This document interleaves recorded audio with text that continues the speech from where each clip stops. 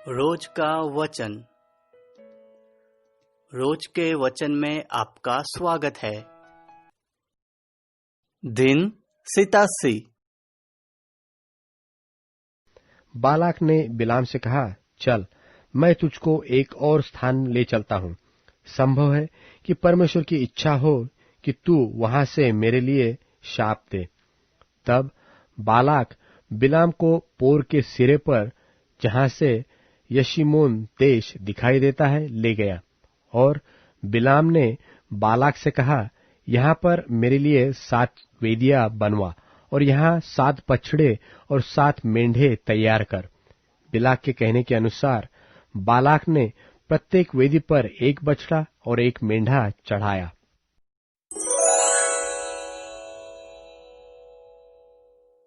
गिनती की पुस्तक अध्याय 24। गिनती की पुस्तक अध्याय 24। यह देखकर कि यहोवा इस्राएल को आशीष ही दिलाना चाहता है, बिलाम पहली की नाई शकुन देखने को न गया, परंतु अपना मुंह जंगल की ओर कर लिया।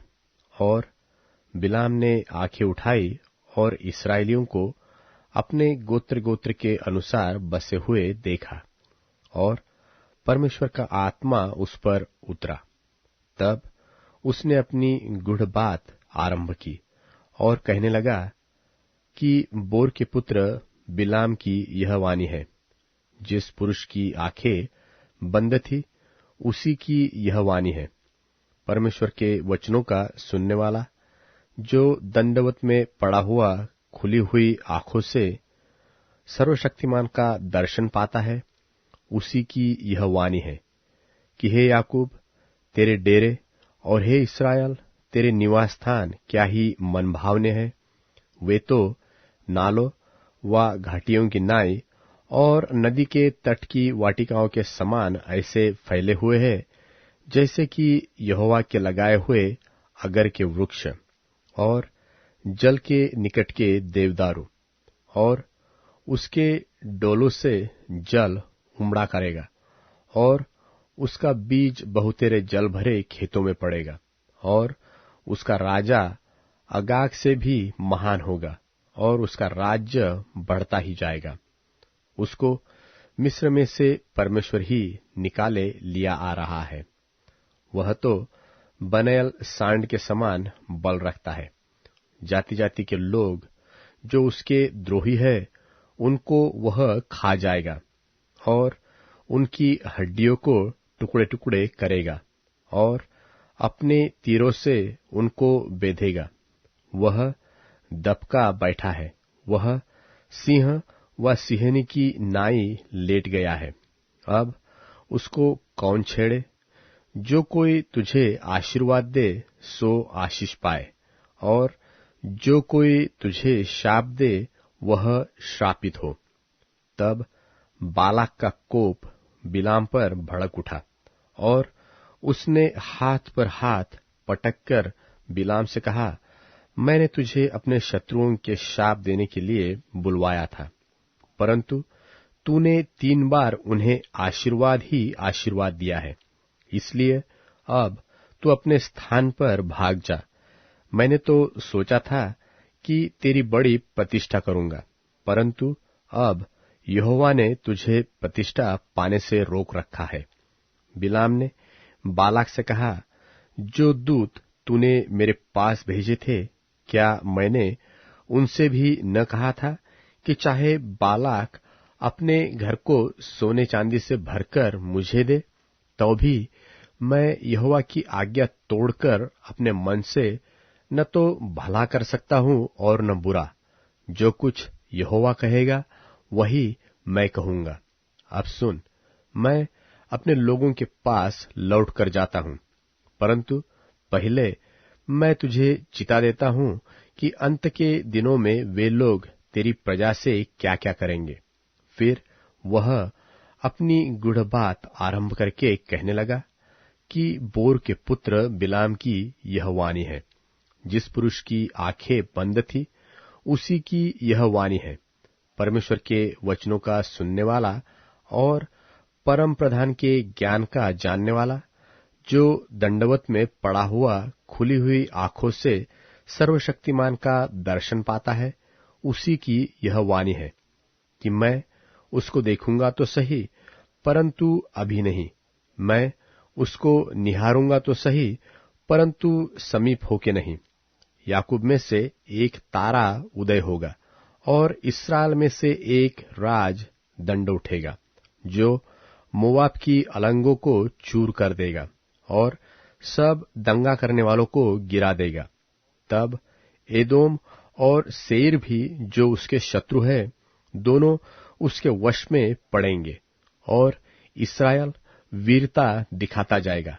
और याकूब ही में से एक अधिपति आवेगा जो प्रभुता करेगा और नगर में से बचे हुओं को भी सत्यानाश करेगा। फिर उसने अमालेक पर दृष्टि करके अपनी गूढ़ बात आरंभ की और कहने लगा, अमालेक अन्य जातियों में श्रेष्ठ तो था, परंतु उसका अंत विनाशी है।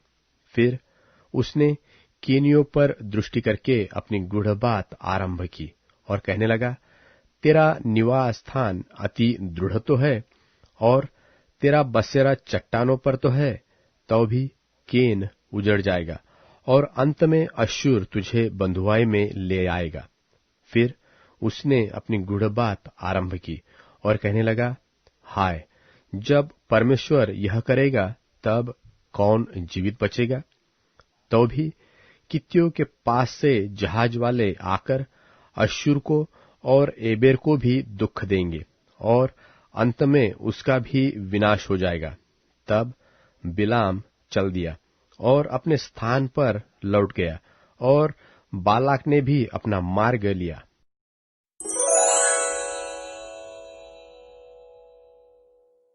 गिनती की पुस्तक अध्याय 25। गिनती की पुस्तक अध्याय 25। इस्राएलियों का वेश्यागमन और उसका दंड। इस्राएली शित्तीम में रहते थे और लोग मोआबी लड़कियों के संग कुकर्म करने लगे।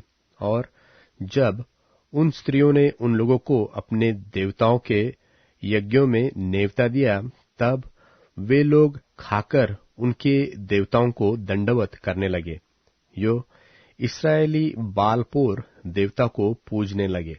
तब यहोवा का कोप इस्राएल पर भड़क उठा और यहोवा ने मूसा से कहा, प्रजा के सब प्रधानों को पकड़कर यहोवा के लिए धूप में लटका दे, जिससे मेरा भड़का हुआ कोप इस्राएल के ऊपर से दूर हो जाए। तब मूसा ने इस्राएली न्यायियों से कहा, तुम्हारे जो जो आदमी बालपोर के संग मिल गए हैं, उन्हें घात करो।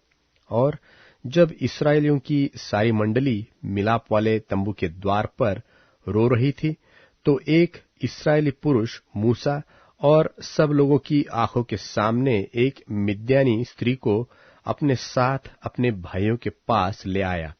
इसे देखकर एलियाजर का पुत्र पिनहास, जो हारून याजक का पोता था, उसने मंडली में से उठकर हाथ में एक बर्छी ली और उस इस्राएली पुरुष के डेरे में जाने के बाद वह भी भीतर गया और उस पुरुष और उस स्त्री दोनों के पेट में बर्छी बेध दी। इस पर इस्राएलियों में जो मरी फैल गई थी वह थम गई और मरी से 24,000 पुरुष मर गए।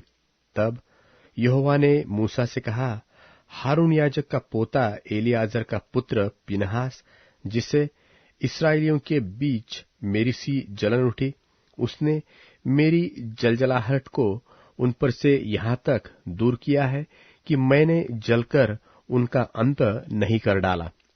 इसलिए तू कह दे कि मैं उससे शांति की वाचा बांधता हूं और वह उसके लिए और उसके बाद उसके वंश के लिए सदा के याजक पद की वाचा होगी, क्योंकि उसने अपने परमेश्वर के लिए जलन उठी और उसने इस्राएलियों के लिए प्रायश्चित्त किया।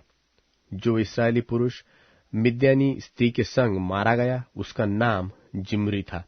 वह साल का पुत्र और शिमोनियों में से अपने पितरों के घराने का प्रधान था। और जो मिद्यानी स्त्री मारी गई उसका नाम कोजबी था। वह सूर की बेटी थी, जो मिद्यानी पितरों के एक घराने के लोगों का प्रधान था। फिर यहोवा ने मूसा से कहा, मिद्यानियों का सता और उन्हें मार, क्योंकि पोर के विषय और कोजबी के विषय वे तुमको छल करके सताते हैं। कोजबी तो एक मिद्यानी प्रधान की बेटी और मिद्यानियों की जाति बहन थी, और मरी के दिन में पोर के मामले में मारी गई।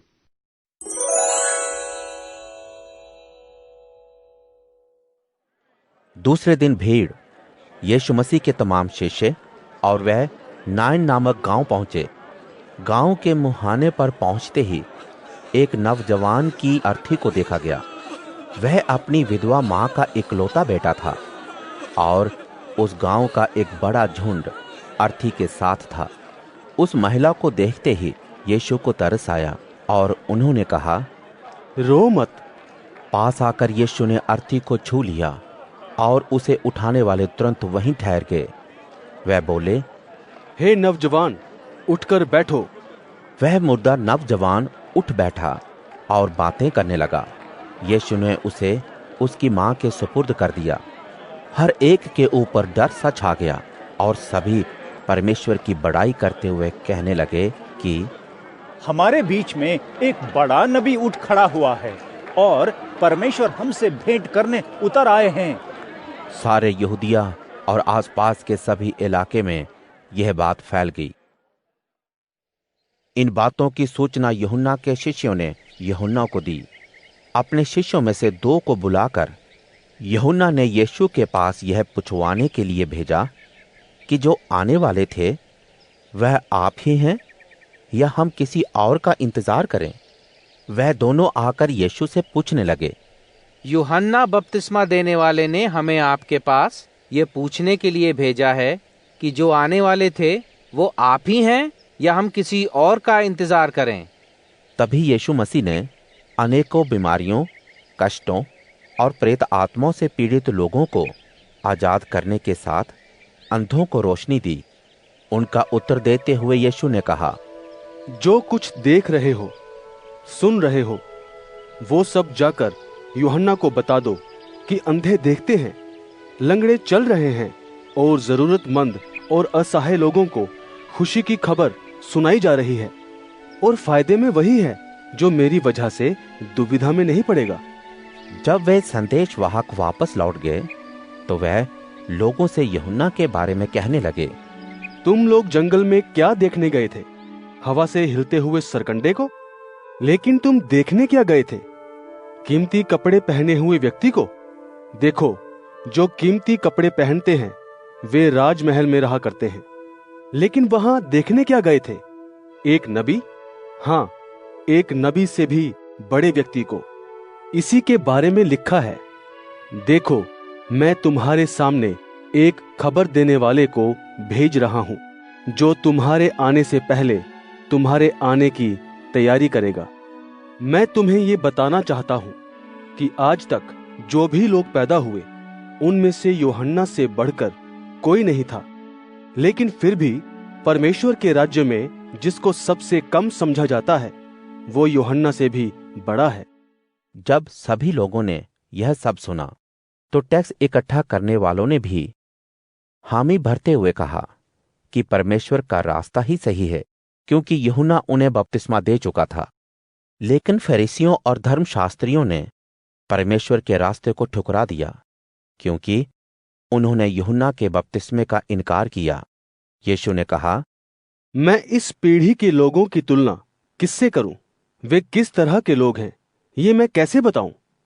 वे उन बच्चों के समान हैं जो चौराहे में खेलते हुए अपने दोस्तों से शिकायत करते हैं, हमने तुम्हारे लिए शादी में बजने वाली धुन बजाई, लेकिन तुमने नाच नहीं दिखाया। इसलिए हमने वो राग आलापी जो अंत्येष्टि के समय की है, तब भी तुम रोए नहीं। यूहन्ना बपतिस्मा देने वाला ना रोटी खाया करता था, ना अंगूर का रस पीता था, लेकिन तुम उसे दुष्टात्मा वाला व्यक्ति कहते थे।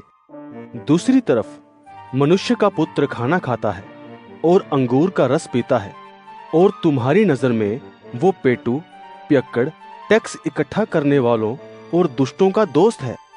लेकिन ज्ञान को वही लोग परख सकते हैं जो सचमुच ज्ञानी हैं।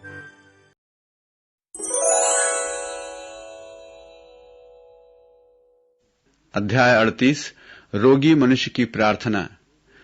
प्रभु, क्रोध से मुझे मत डांट, अपने रोष से मुझे दंडित न कर। तेरे बाणों ने मुझे वेध दिया है, तेरा हाथ मुझ पर उठा है। तेरे क्रोध ने मेरे शरीर में स्वास्थ्य नहीं छोड़ा, मेरे पाप के कारण मेरी देह में चैन नहीं है।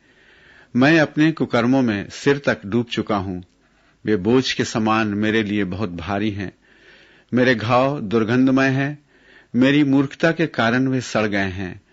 मैं झुक गया हूं, धूल धूसरित हो गया हूं। मैं दिन भर विलाप करता फिरता हूं, मेरी कमर में बड़ी जलन हो रही है, मेरे शरीर में स्वास्थ्य नहीं रहा।